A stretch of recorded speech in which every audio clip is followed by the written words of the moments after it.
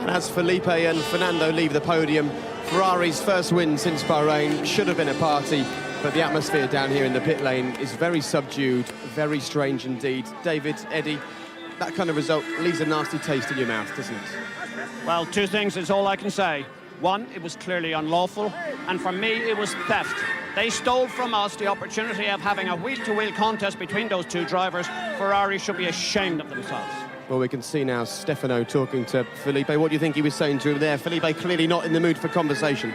Oh, no, of course, he's saying not do anything he can do, which is, sorry about that. You drove well, you had track position. I think that it's difficult to disagree with what Eddie was saying, but, for me, this whole rule over team orders is just ridiculous. You cannot control whether you change positions out there. It's just, you can have different positions, different speed of the cars at different times, and you have to do whatever's necessary for the team to win the race. So I just think it's an unworkable rule. But David, we're not the rule makers, we're not the legislators. There was no such rule in 2002, and you know what the public thought about the Michael Schumacher carry-on with Barrichello. They were appalled. It was a distasteful situation. This is 10 times worse because there is a clear rule. This was team orders. Absolutely, I don't disagree with that. The rules are very clear. You're not allowed to do something which could hinder the performance of your other car. But what I'm saying is, go way back to the gentleman racers of the past, the foundations of what the sport were built on. Drivers would get out of their car and give it to the teammate to allow them to finish the race or win a championship. So the foundations of our sport allowed for team orders. But times have changed, rules have changed, and if you're going to play in a sport, you have to play by the rules. The rules are then the same for everybody, surely. Yeah, I can't disagree with that. I'm not saying that what Ferrari have done is not correct, because clearly that was a team order. What I'm saying is we need to really look at these rules and try and say it's a bit like the goal line technology at the World Cup. Time for video evidence, it's time to remove the team order situation. David, we're speaking as one here. I don't disagree, but when you have black and white, it's the same as how many sets of tires do you use. For me, this is cheating. For me, I have to be really horrid and say this. These two cars should be excluded. Absolutely clarity. Okay. It's against a breach of the rules, and it's very obvious and it's very clear. OK, we'll wait and see what the FIA do about this. We will be asking people from Ferrari to come and join us. We'd love to put Stefano Domenicali on BBC One and get his thoughts. We will try and do that. But first of all, let's hear from his fellow team principal. What about Christian Horner's thoughts on today's race result? Well, Christian, good work on the podium. What do you make of what we've seen today? Well, unfortunately, we didn't have a good start, and the whole race came down to the start. We had two fantastic, pit stops, but I have to say that was probably the clearest team order I've ever seen, especially when you've got a team apologising to a driver. So, be interesting to see what the stewards make of it, because, it was as clear as 2002, which was why the regulation was brought in. Martin Brundle said in commentary if he was Stefano Domenicali, he would have done the same thing. In that position, would you have done the same thing? No, we let our drivers race. That's and Massa's still in this championship, or maybe he signed a contract that says he's a number 2 driver. But I think that it's wrong. It's wrong for the sport. The drivers should have been allowed to race. Massa did the better job. He was in the lead, and the regulations that are pretty clear that suggest that team orders aren't allowed, and it looked like a team order. Okay, thanks, Christian. And then there were two. Eddie Jordan heard a sniff that Stefano Domenicali was nearby. He's gone running off to grab hold of him, and he's making his way back here now. Eddie, just pop back over here and tell us what's happened. I've never seen a man run so fast. There's still some life left in these old legs. What happened? I grabbed him. Not very happy chap. Normally he'd be very happy to join us here, but he's just behind making a phone call. Sorry for the out-of-breath EJ here, but I'll be back to normal shortly. No problem. Hopefully he's going to join me. He promised that he would. OK, well, you can't see this, but we can see inside the FIA garage, funnily enough. Actually, if you take a look, Matt, over there, you can see Stefano. He's on the phone next to the Mercedes safety car in there, pacing backwards and forwards. What do you reckon, David? On the phone to Maranello, explaining how he made his decision? I guess he'll be either on the phone to Jean Todt, his previous team principal of Ferrari, currently the president of the FIA, or he'll be on the phone to the Ferrari lawyers, because clearly the rules state you're not allowed to give an instruction which benefits one car over the other. I think it's I think, though, in fairness to, and in agreement with what Martin said during the race, these guys are making decisions to try and make sure that they win the race. As you see Eddie getting in there. Hold on, maybe he's going to get a word. It looks like it. Oh. Eddie fighting with Rai to decide who gets the chance to speak to Stefano first. So let's see if Stefano will pop out here and speak to us. I suppose one of the issues, David, that we'll have to be covering and talking about is the impact that this will have on the two Ferrari drivers. Felipe didn't look like a happy man on the podium, did he? No, I think that we know that there was obviously an instruction given. Drivers' track position, if you were racing against an opposite team, would have given you the position to win that race. So obviously when it's inter-team, you have to listen to your team. So yeah, there's no way he was going to be happy with that. Okay, well, hopefully this is the last question for Ryan. We'll dive in there and have a word with Stefano.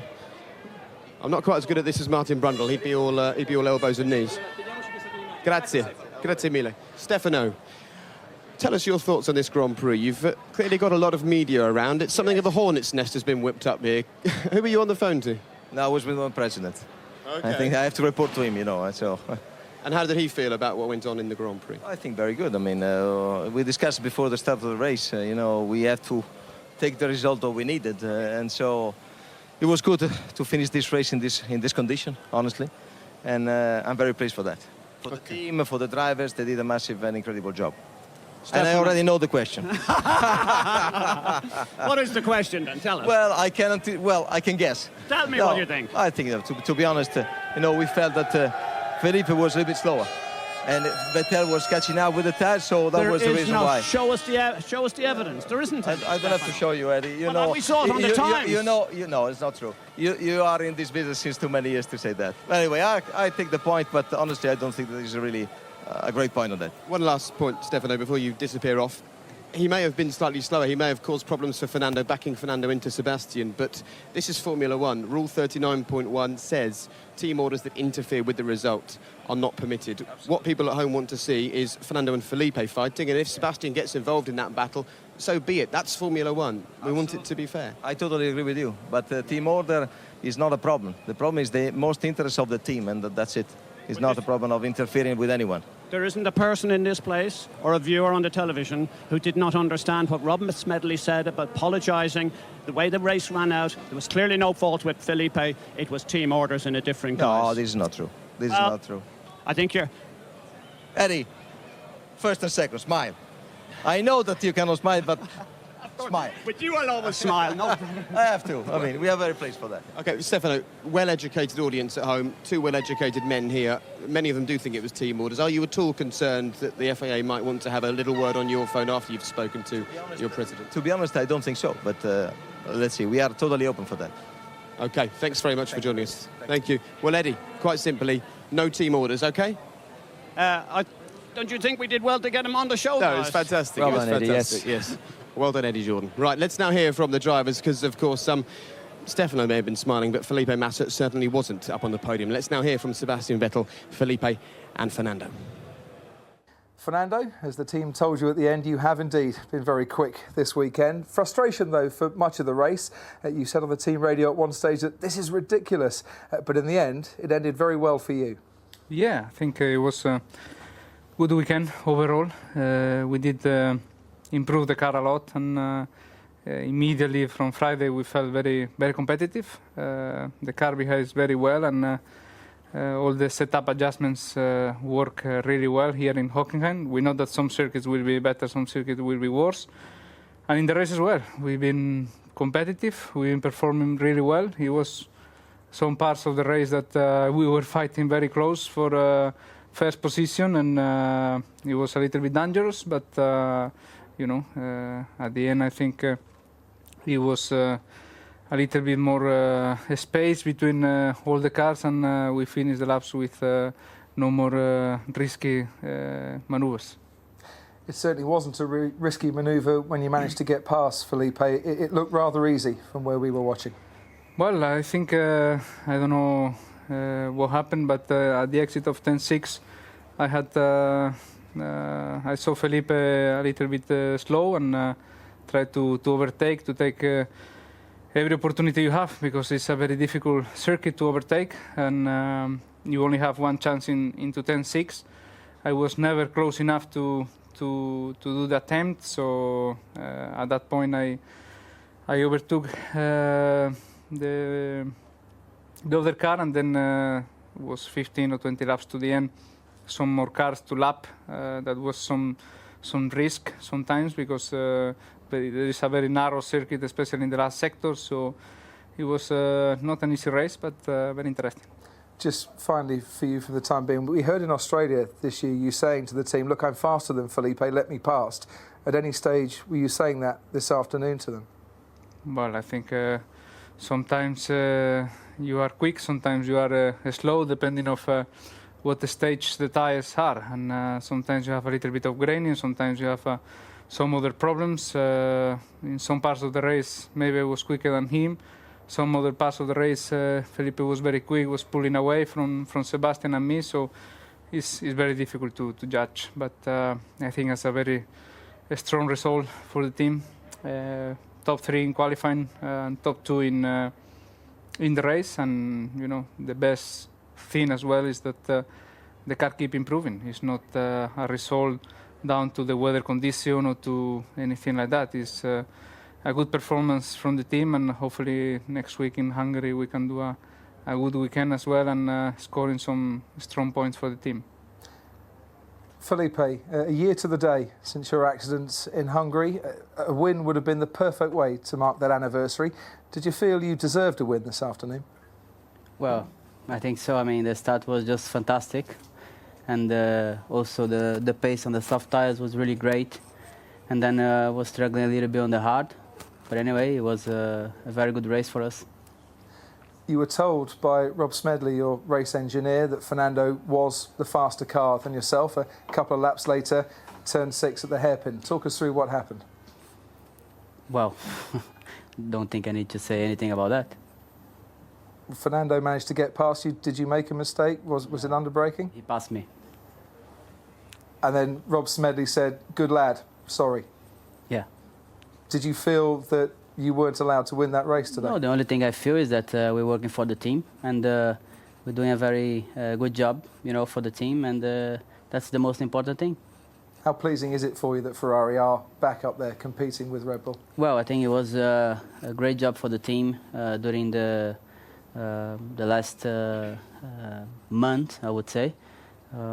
So we're pushing hard. For sure, this was a very, very good track for us. But anyway, I think we did a good job, good working inside the car. So the car become faster and faster, race by race. And I think that's is very important, for sure. When you get to the track, that you see that your car is very, very competitive. So the best you can do is to do first and second, you know, in the track. And this is what's happened today. So I think we achieve, as a team, we achieved the maximum possible for this race. Sebastian, another pole that, sadly for you, you couldn't convert into victory. It was the start once again.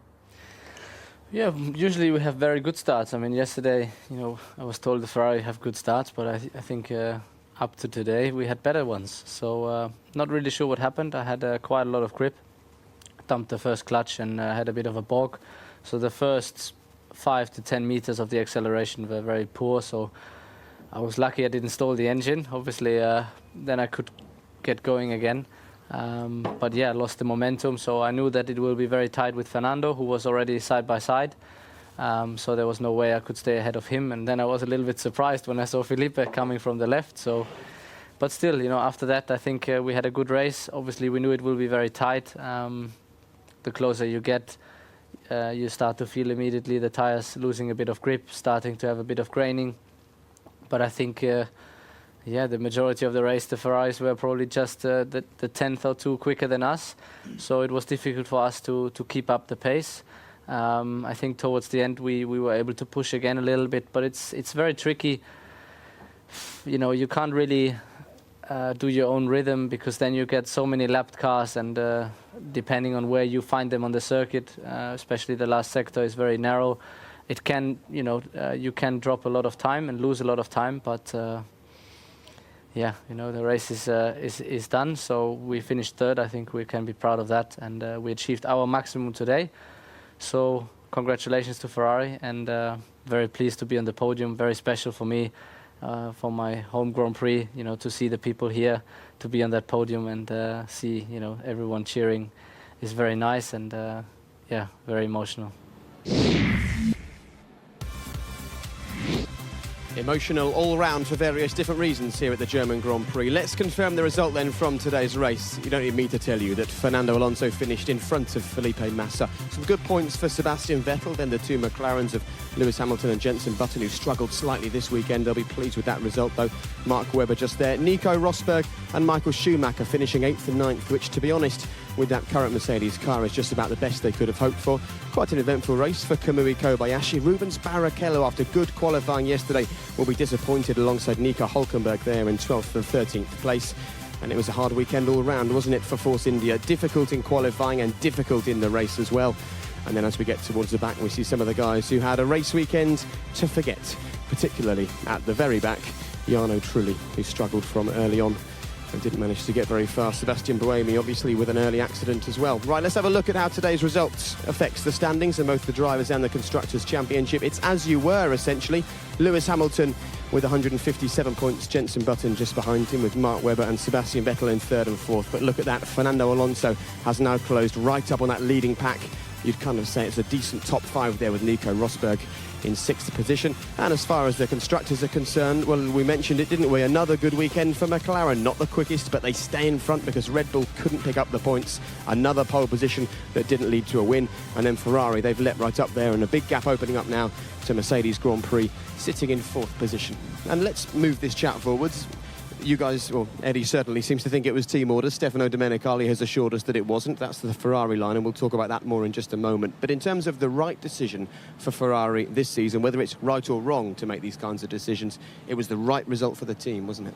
Well, clearly, they felt that, you know, Fernando's in a better position in the championship. They are dropping back. We've only got, you know, 8 more races to go in this season, so they've taken a decision. I don't think there's any question that it's an instruction, it's a team order. I can't disagree with the fact that the rules are very clearly written, but I think that we're probably not going to get the time at this moment to really get into trying to understand, was this the right thing to put this rule in place? Because my experience is every team up and down this pit lane gives team orders, and anyone who says they don't is lying. So okay, fine, that's black and white. I love that, David. It's brilliant. We can talk about it. We can talk about it in depth, and we will do that. Just so you know, on the F1 forum, you can get in touch. Twitter/Jake Humphrey F1 or f1@bbc.co.uk. Get in touch via those ways. Put your questions to us. We're going to be in Toro Rosso live after we come off BBC One for quite a long time. And if ever there was a good day to press the red button, I think today's that day. Quite a fiery chat we could be having in there, Eddie, don't you think? Well, it was just all so unnecessary. What was wrong with leaving it the way it is? 1 year since that horrific accident, to steal from him effectively what was a race win. There's no other way to describe it. It was unlawful. We've already talked about the rules, but more especially we, the race fans, were deprived of an possible epic battle. You heard clearly Massa in that press conference. Are you trying to tell me he wasn't told what to do?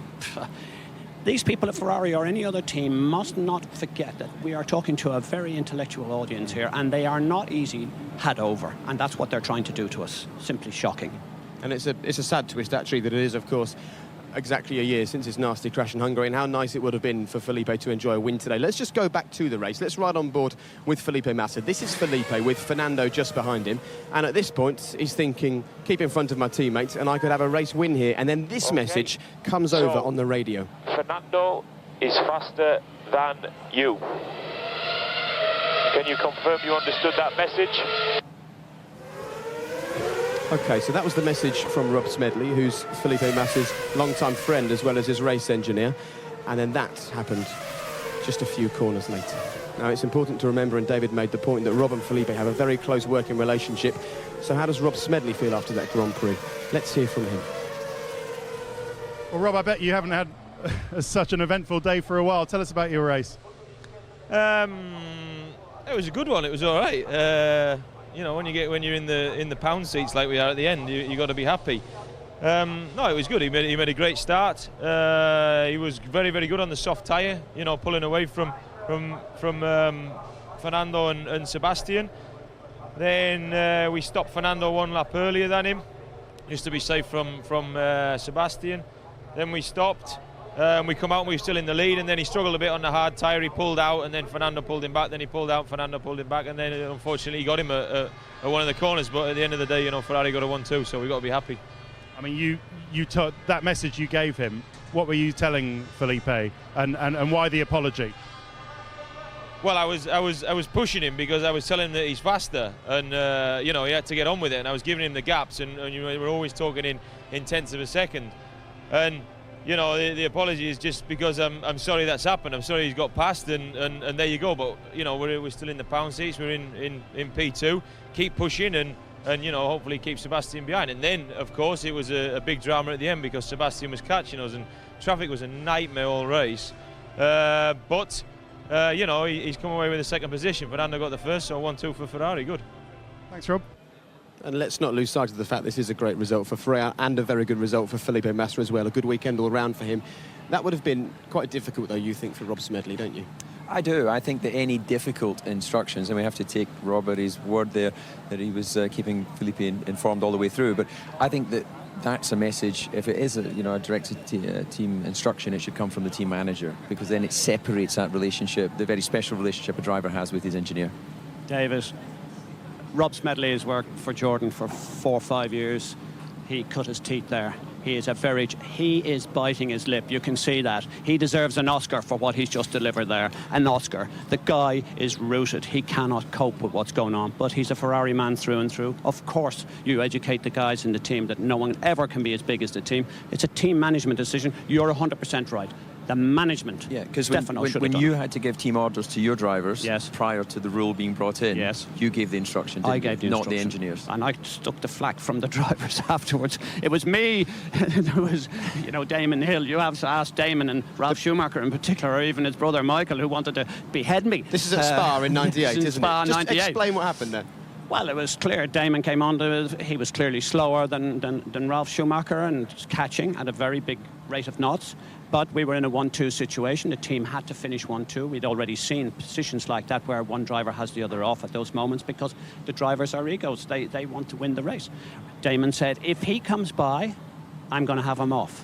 It was very clear. And they were within the rules, and it's what you hear and what you've said many, many times.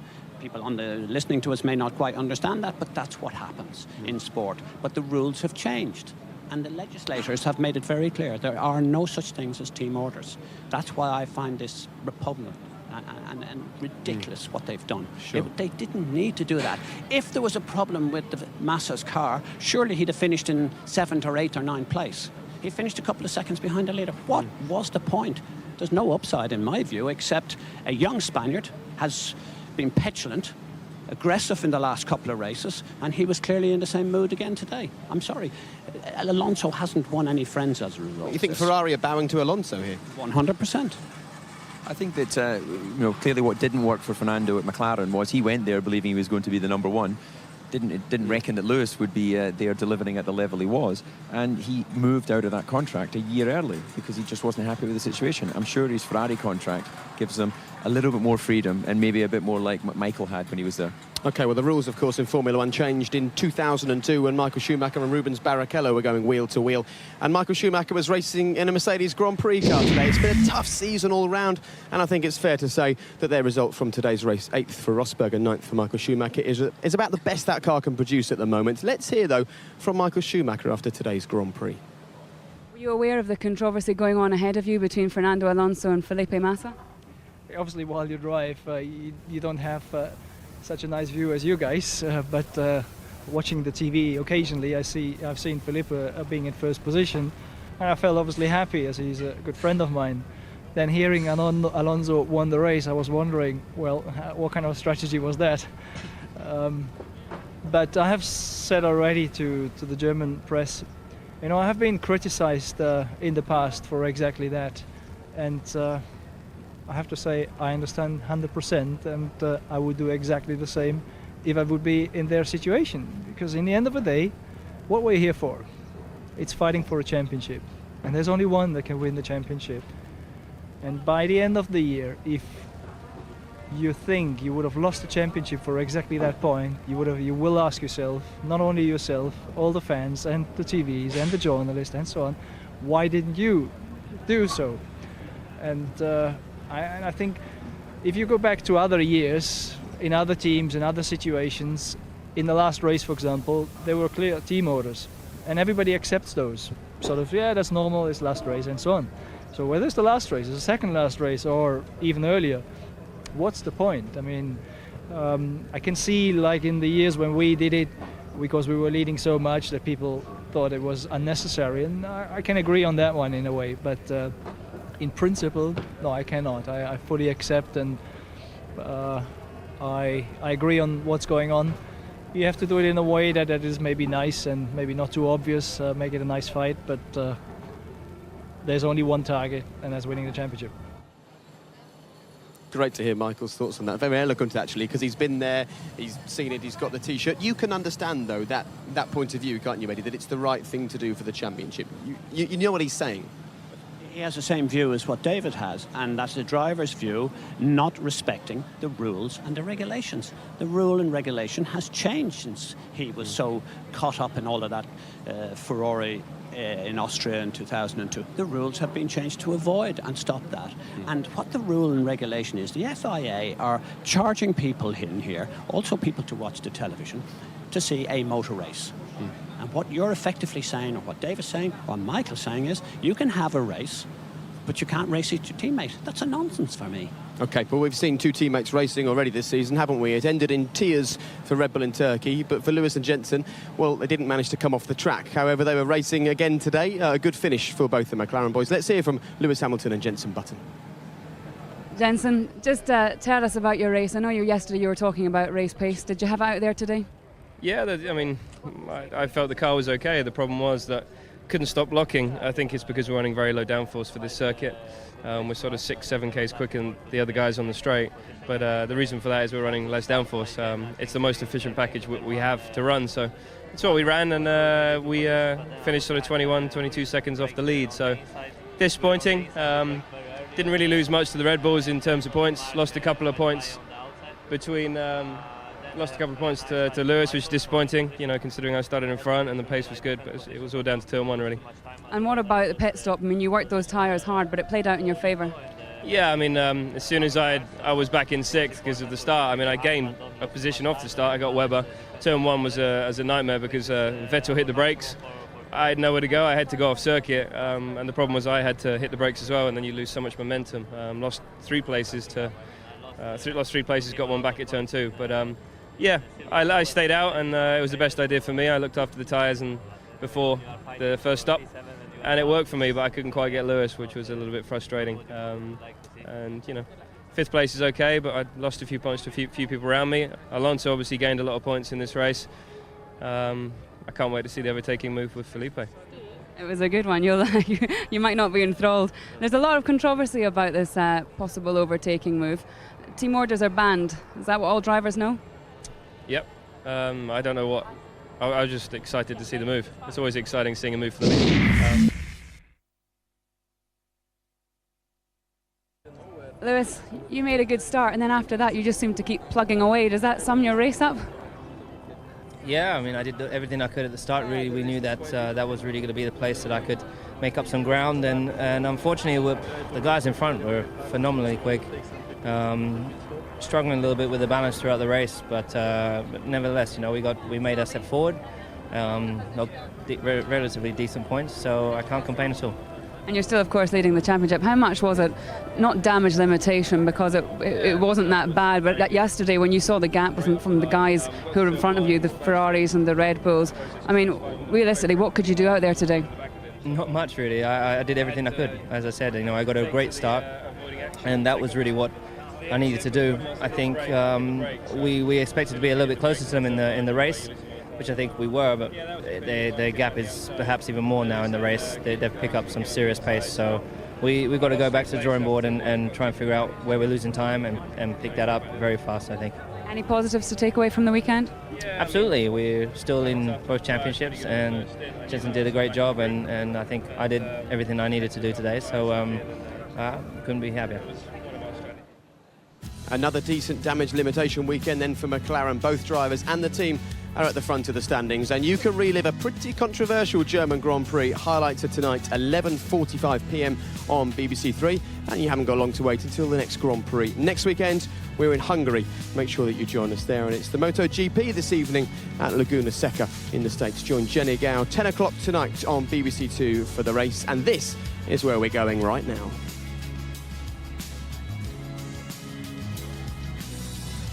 Oh, and at that point, we're meant to impress you and amaze you by telling you that we're off to the F1 Forum with lots of funny bits and pieces, but we'll just do it instead. We are going to the F1 Forum. We're with Toro Rosso. We'd love you to get in touch, email, Twitter, and let us know your thoughts. Lots to talk about, boys, and the championship's finally poised, probably even better, actually, than when we arrived here now, isn't it? Well, it's fantastic. I was talking to Bernie Ecclestone yesterday, and I remember very well there were some iconic shots that happened in Budapest in the past. We had, when it was Mansell, Piquet, Prost and Senna were all in the battle for the championship. He did a photo shoot. Moving that on to about 10 years ago, he did the same thing. So here we have 5 guys with a chance to win. It's fantastic. Thank you both very much for your company. Looking forward to the F1 Forum. So next weekend, we return to the scene of Felipe's accident. He would have loved to have returned there a Grand Prix winner again, but it finishes Fernando, then Felipe. Not the order he would have wanted. We'll see you in Hungary. Bye-bye. Though I keep searching for an answer, I never seem to find what I'm looking for. Well, Lord, I pray you give me strength to carry on, 'cause I know what it means to walk along the lonely street of dreams. Fernando is faster than you. So here I go again on my own. Good lad. Just stick with him now. Sorry. Going down the only road I've ever known. Like a drifter, I was born to walk alone. Fernando Alonso wins again for Ferrari. I've made up my mind. But it's not all champagne for Felipe Massa. I ain't wasting no more time. Here I go.